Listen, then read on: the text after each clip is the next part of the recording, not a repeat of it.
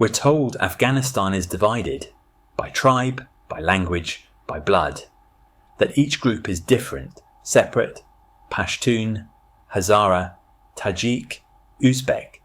But then science did something no empire could. It looked past the flags, the stories, the politics, and straight into the DNA. And what it found shook everything. Because despite all the division on the surface, deep inside, these groups share something stunning. A single ancestor, a common root. 10,000 years ago, before any border was drawn, before any war was fought, the first farmers settled this land. They weren't kings. They weren't soldiers. They were planters of wheat and keepers of fire. And their blood, it didn't vanish. It stayed. It carried forward. Every Afghan today, from every corner of the country, carries echoes of that one Neolithic lineage. So if the science says we're connected, why do we feel so apart? Why do the lines between us seem so sharp? When under the skin we were never really divided. Maybe because history is loud and DNA is quiet. And maybe somewhere along the way we forgot what the land remembers. But to understand how that unity was broken, how shared ancestry shattered into tribes and walls, we have to go deeper, further back, before the seeds were planted, before the names even existed, to the caves where the first footsteps were left behind, in silence. Long before the first field was ploughed, someone stepped into the darkness of a cave. She didn't speak Persian. She had no tribe, no flag, no scripture. But she was human, and her DNA, after 50,000 years, still lives in the people of Afghanistan today. That's not poetry, that's fact. We used to think of this land as a crossroads, a place people pass through. But the truth is harder to believe. They didn't just pass, they stayed. They survived ice, fire, famine, and time itself. When others moved on, the people of these valleys endured. Then something shifted. The earth warmed, the rivers swelled, and the first farmers emerged. They built homes, they planted grains, they stopped moving, and in that moment, in that quiet Neolithic dawn, the foundation of Afghan identity was born. Not in empires, but in clay pots, not with swords, but with seeds. Their DNA became the anchor, the core genome that still binds Afghans together today. They didn't vanish, they became us. But even that deep foundation couldn't hold forever, because just as this world was finding balance, something new was coming. Not a migration, a rupture, the Bronze Age. And it wouldn't ask permission. It would arrive like a fracture in stone. They came not with fire, but with horses. The Bronze Age wasn't just a change in tools, it was a rupture in blood.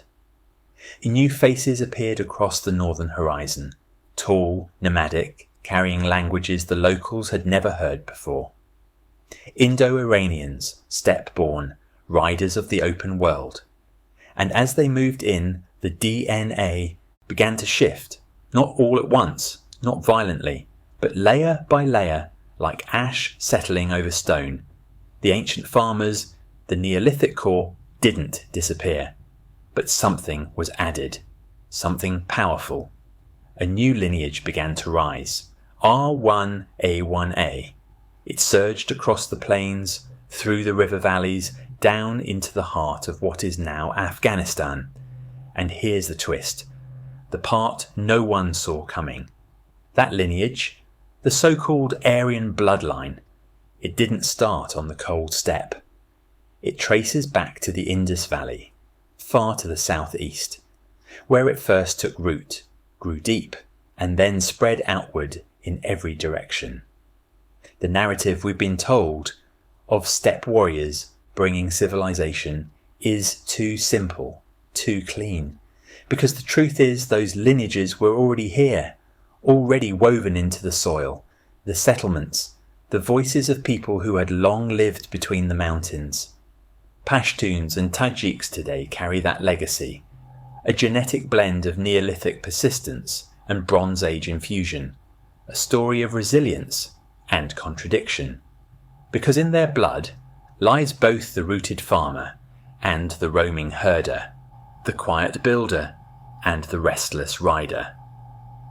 But while the Indo-Iranians left their mark on the West, reshaping tongues, traditions and tribes, the East was about to meet something very different.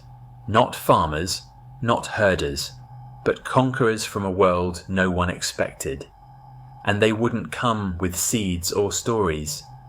They'd come with a storm. They didn't come to settle. They came to shake the world.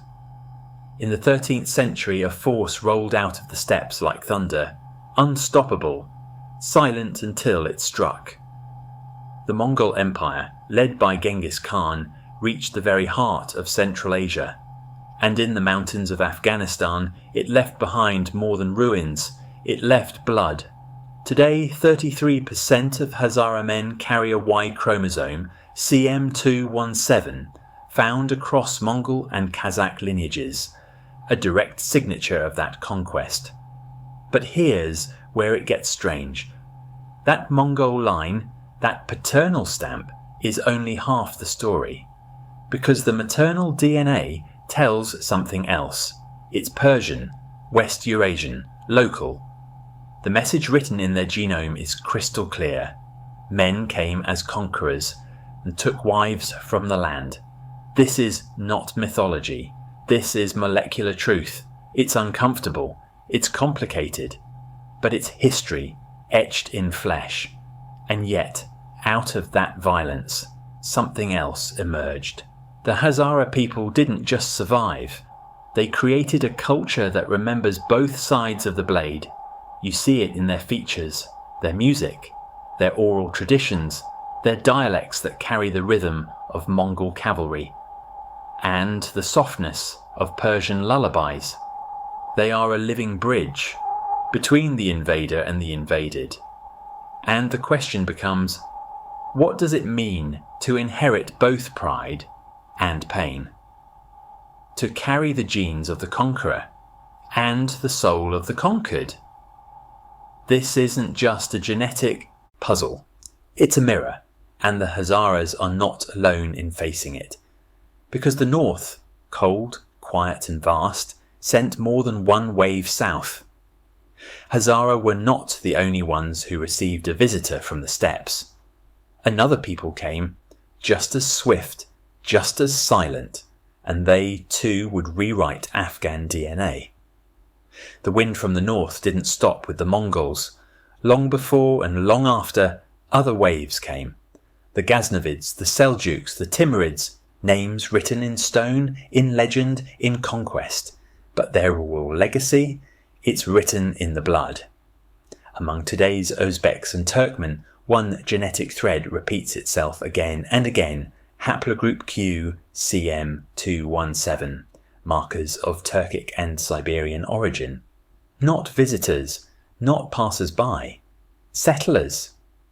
They didn't just ride through, they stayed. They built cities, dynasties and roads that still whisper their names, and left behind children whose chromosomes carry maps of every route they ever took.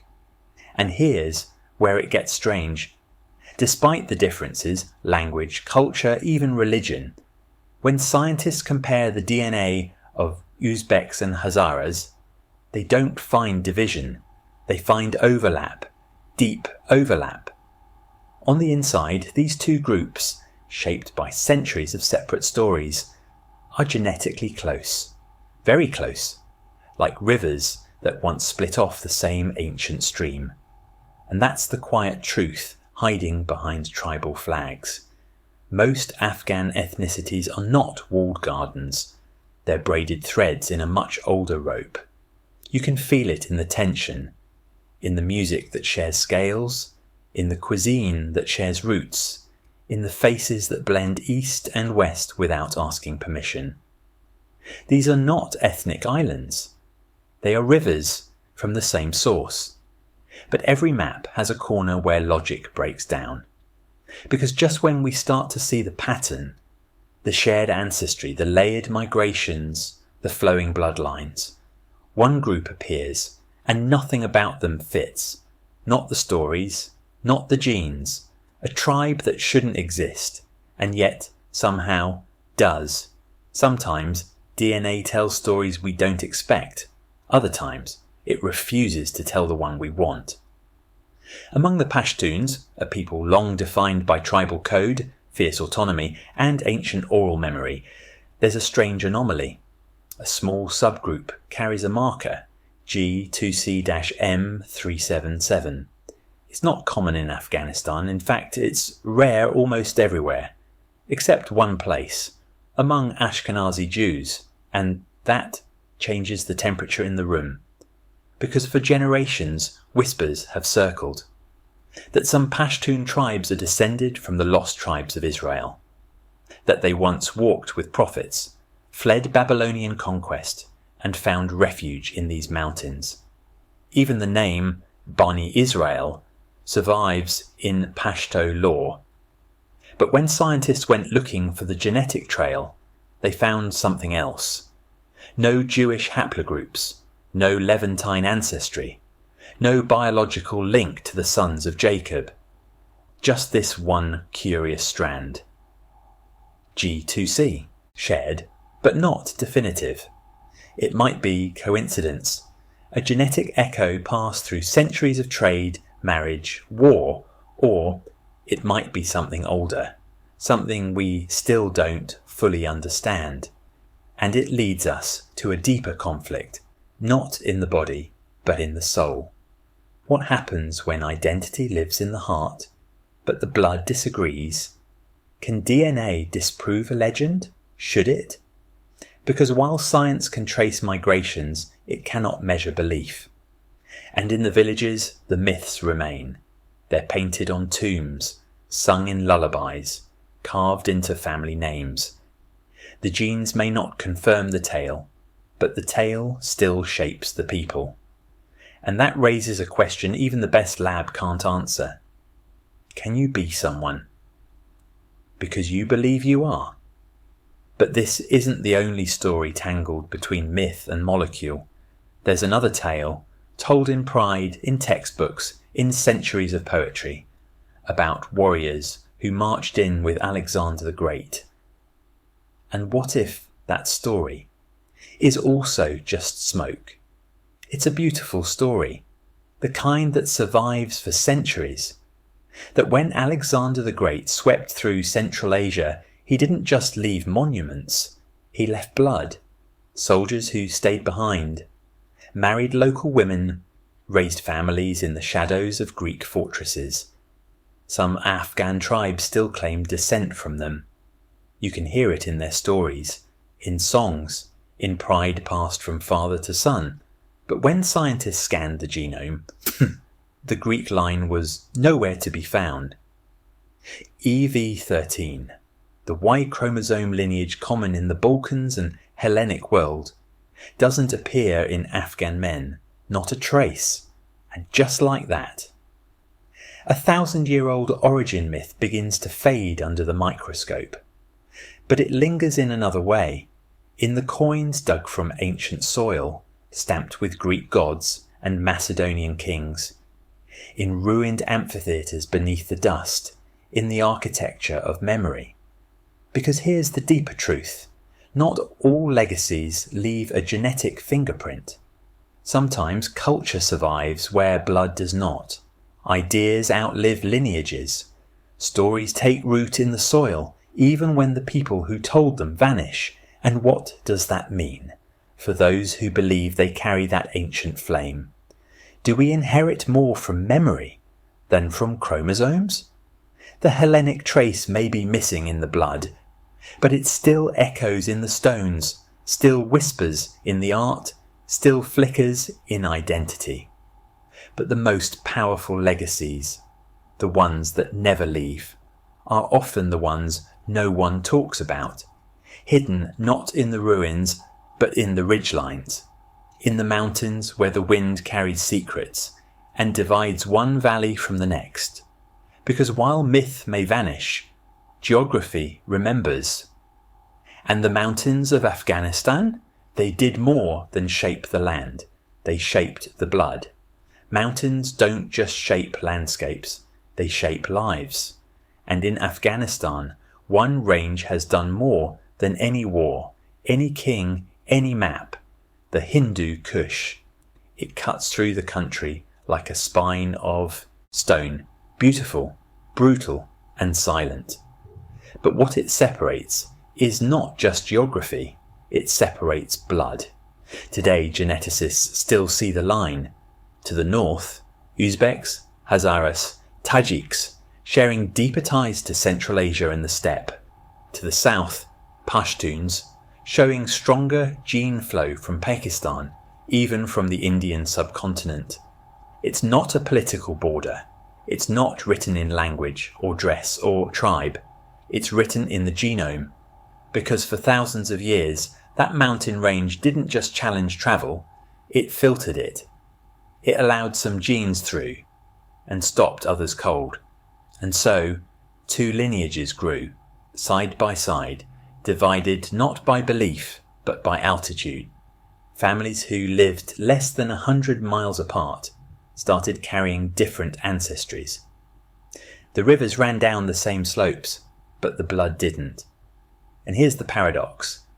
You can speak the same tongue as someone across the ridge. You can wear the same turban, recite the same poetry. But your ancestors may have walked entirely different paths, because sometimes a mountain can shape a family tree more than a father can. It's a quiet kind of separation, one you don't feel until you sequence the DNA, and yet, for all the divides that the Hindu Kush created, there's something else hidden beneath, a deeper signal, a common thread.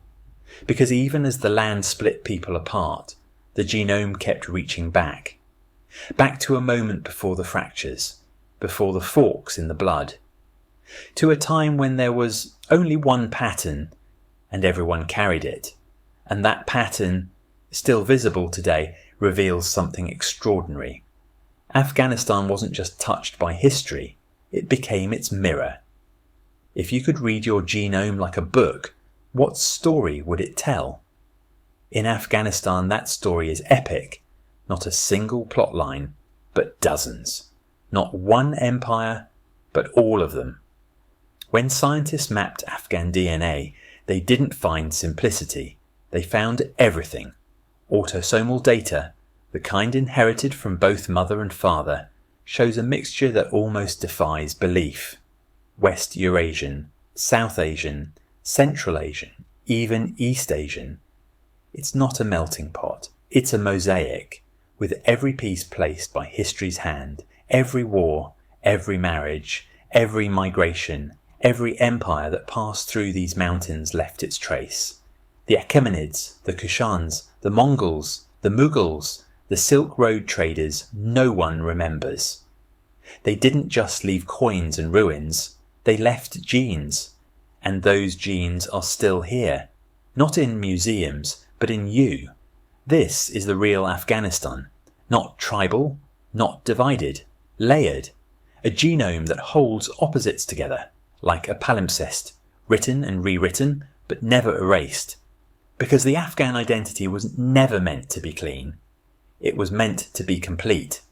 And maybe that's why the DNA speaks louder than any slogan. Because when you look past the tribes and borders and flags, you find something far more honest. A living archive, a biological memory, a story written not in ink, but in code. Your DNA is not your flag, it's your autobiography. And yet, for all the stories it holds, the migrations, the invasions, the hidden legacies, there's still one page missing, one question unanswered. Who came first? Who was the original thread before it was woven into this empire-born cloth? Who was the first Afghan?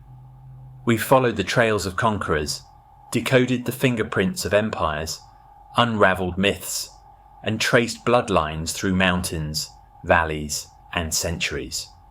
But now we return to the beginning. Not the beginning of tribes or kingdoms or nations, but of something older, more quiet, more human. 10,000 years ago, someone dug into the earth and planted a seed. They weren't Pashtun, or Hazara, or Tajik. They had no name we'd recognise, no flag, no border. But their choice to stay, to settle, to farm, changed everything. Because from that one Neolithic lineage came all the rest. Today, despite centuries of fracture, the echo of that first farmer still lives in every Afghan, in the north and the south, in those who speak Dari and those who speak Pashto. It's not metaphor, it's DNA. Beneath every layer, Indo-Iranian, Mongol, Turkic, Persian, there is one unbroken thread. And maybe that's the real twist. We didn't begin divided. We divided later. We united first. The genome doesn't see tribe, or language, or politics. It only records presence, and presence never lies. In a land where walls rise and wars return, the blood still remembers peace. It remembers the time before names, before divisions, when all identity was shared, and the soil held everyone equally. Afghanistan isn't a mosaic, it's a palimpsest, a surface rewritten by history, but never wiped clean. The stories don't cancel each other, they coexist, and if you listen closely, they still speak. From the roots, from the stone, from the blood. Subscribe for the next chapter. The untold Indo-Iranian homeland mystery, and the DNA trail that rewrites everything we thought we knew.